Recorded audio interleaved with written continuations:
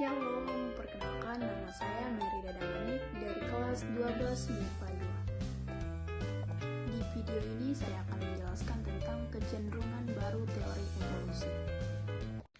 Yang pertama yaitu teori evolusi berbasis mutasi. 1. Sejarah singkat.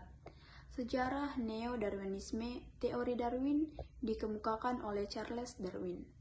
Lalu pada tahun 1886 Gregor Johann Mendel mengemukakannya adanya pewarisan sifat dari individu ke keturunannya. Penemuan membuat Mendel dikenal sebagai bapak genetika. Penemuan pewarisan sifat tersebut memberikan banyak perdebatan tentang teori Darwin karena tidak memperhitungkan genetika.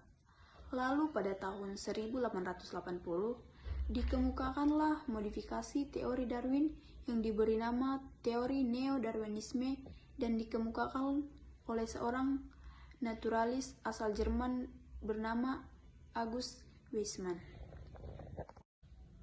2. Pengertian teori Neo-Darwinisme.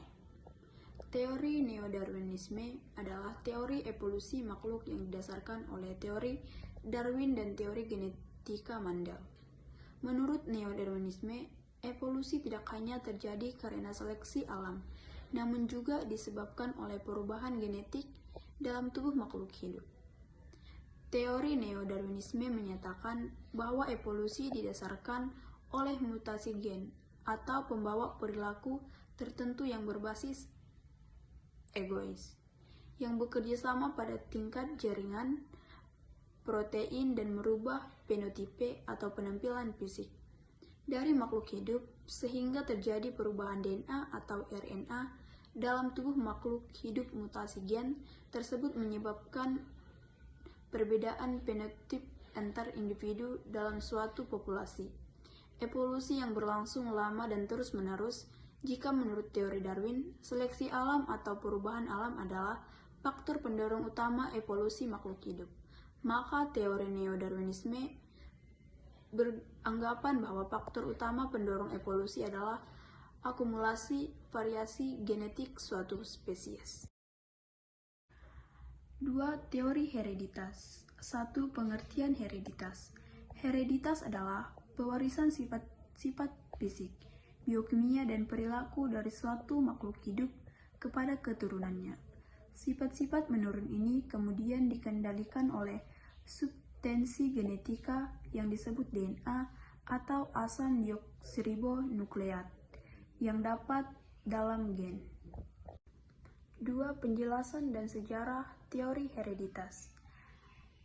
Teori pertama tentang sistem pewarisan yang dapat diterima kebenarannya dikemukakan pada tahun 1865 oleh Gregor Johann Mendel, seorang biarawan dan juga ilmuwan yang mendirikan ilmu baru dalam ilmu genetika.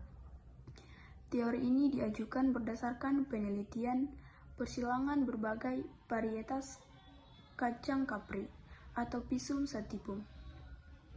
Hasil percobaannya ditulis dalam makalah yang berjudul Experiment on Plant. Dari situ ia mengusulkan 3 hukum pewarisan Mendel, diantaranya hukum segregasi, di mana pada pembentukan gamet setiap gen induk atau paren akan berpisah agar gamet atau anaknya mendapatkan gen dari kedua induk. Hukum asortasi bebas, di mana gamet akan bertemu sejak acak. Hukum dominasi, di mana terdapat sifat alel yang mempunyai kemungkinan diturunkan lebih dari sifat yang satunya. Sifat yang satunya lagi itu resesif. 3. Teori evolusi berbasis gen. 1. Penjelasan teori evolusi berbasis gen. Menurut Richard Dawkins, evolusi ini tidak hanya terjadi pada tingkat organisme, akan tetapi ia memaparkan bahwa perubahan terjadi hingga pada tingkat molekuler. Penganut evolusionis ini tak serta merata berhenti dengan penemuan yang telah dilakukan oleh pendahuluannya, yang hanya dari segi anatomi. Hingga Richard Dawkins ini mempunyai pandangan bahwa gen adalah komponen paling berkontribusi dengan perubahan pada suatu spesies terjadi.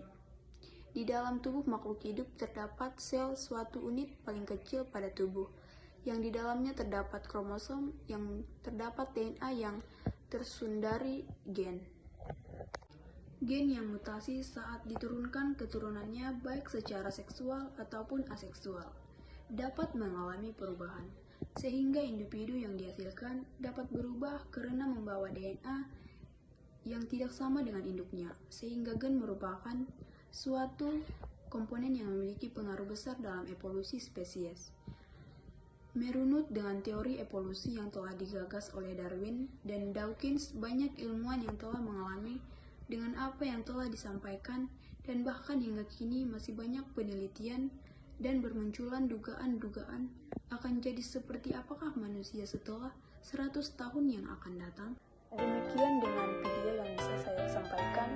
Mohon maaf jika ada salah pengucapan kata atau kalimat. Saya ucapkan terima kasih.